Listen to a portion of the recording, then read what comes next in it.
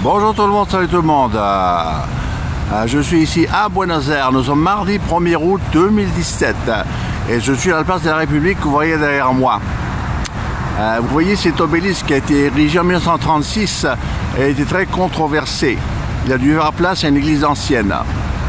Toujours est-il que c'était pour commémorer le 400e anniversaire de la fondation de Buenos Aires par Pedro de Mendoza. Moi-même, je suis Serge de Muller de Fribourg-Ghin.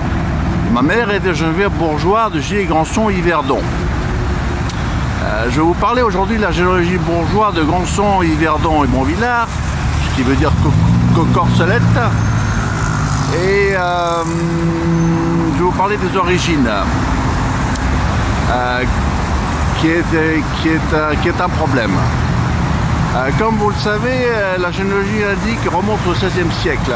Et après, il donne deux théories possibles. Une théorie, c'est qu'on viendrait des bourgeoisis italiens, francisés en bourgeois ou bourgeois.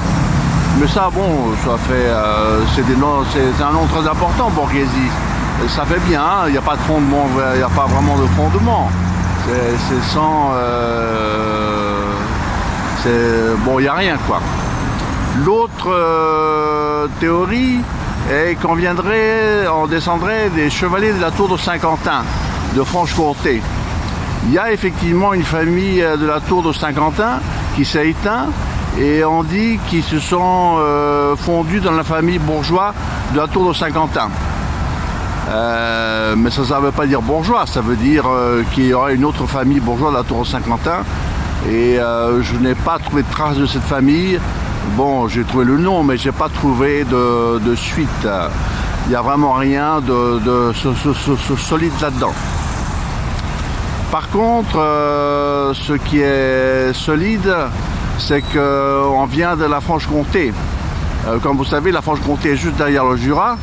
Et à l'époque, Yverdon, Granson, c'était probablement partie de la Franche-Comté. Et en Franche-Comté, il y a beaucoup de bourgeois, oui, c'est énormément. Oui. Les bourgeois ont pris le nom au 8e siècle quand ils ont donné des noms à tout le monde, quand ils avaient besoin de mettre des noms pour prendre des impôts, pour mettre des impôts. Tous les noms des villes, des villages étaient bourgeois.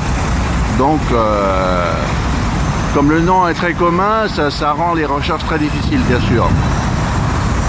Mais enfin, on fait des recherches sur Internet aussi, mais tout ça, c'est pas évident, bien sûr. Maintenant, la question est d'autant plus actuelle que les bourgeois du Canada, en général, il y en a beaucoup, ils n'arrivent pas à remonter plus loin que quand ils sont arrivés, le premier qui est arrivé. Forcément, le premier qui est arrivé, il avait une brosse à dents avec lui, il n'avait pas évidemment ses archives. Alors, ils ont beaucoup de difficultés.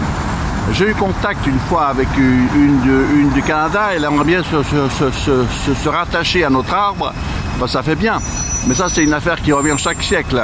Des bourgeois qui veulent de Balègue aussi, qui veulent être parents. C'est une histoire qui est revenue souvent, ça, oui. Bon, voilà. Je continue ma tournée. Il ne fait pas un grand soleil, mais enfin bon, ça viendra demain. Bye bye, à bientôt.